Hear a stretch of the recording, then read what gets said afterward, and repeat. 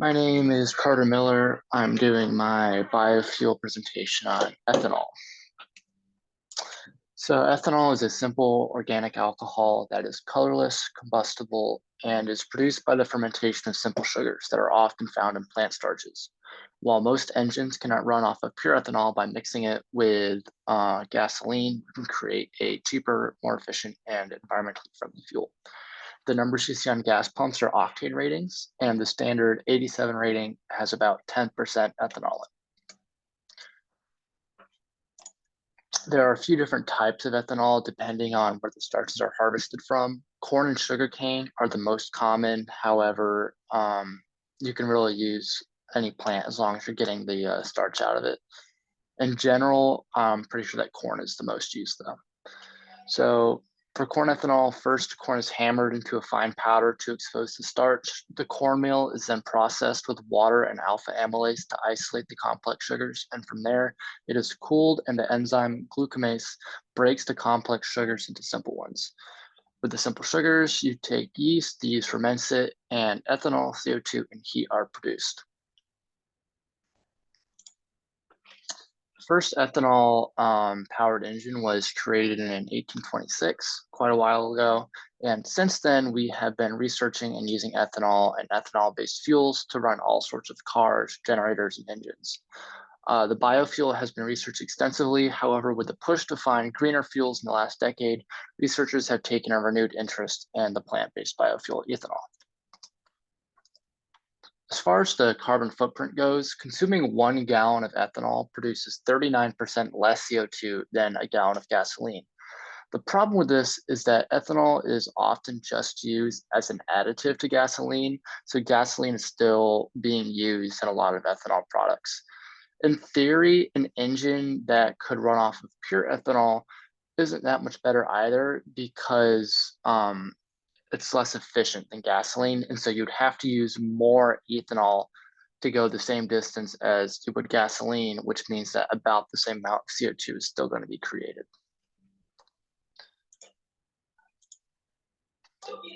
Ethanol is relatively cheap to produce. Very large crops of corn and sugarcane can be grown and harvested for relatively cheap, especially when compared to the cost of fossil fuel drilling and harvesting. So biofuels present an excellent solution for companies looking to produce cost-effective fuels. The growing industry has also added $21 billion to average household income. And as for the GDP, the ethanol industry has added 52 billion to America's gross domestic product.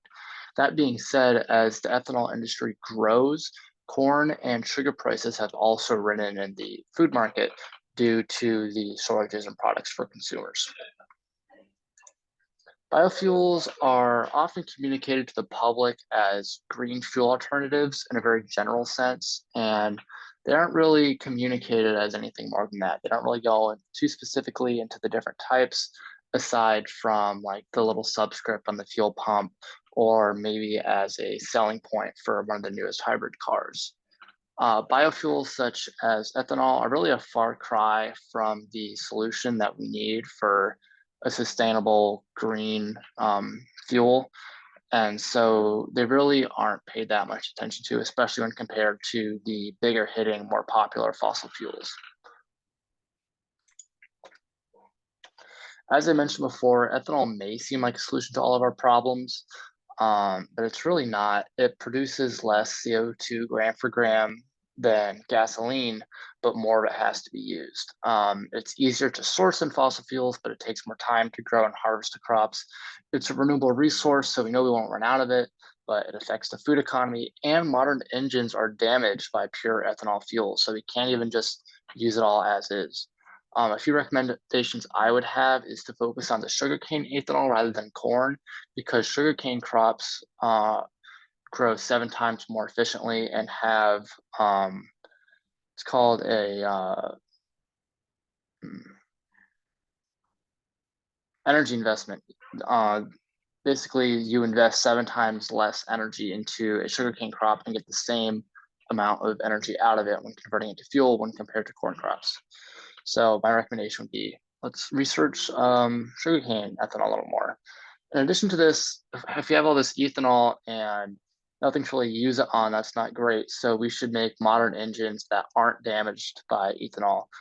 Modern day engines are damaged by ethanol because it absorbs water out of the air and messes with the components of the engine. So if we started to make engines that were compatible with pure ethanol, we could start making more use of this fuel.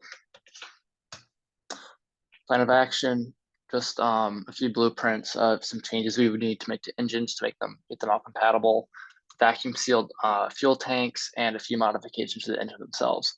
Yes, it'll be expensive to change all these engines and to start normalizing it in the market, but yeah, just what we'd have to do. These are my sources, and thank you.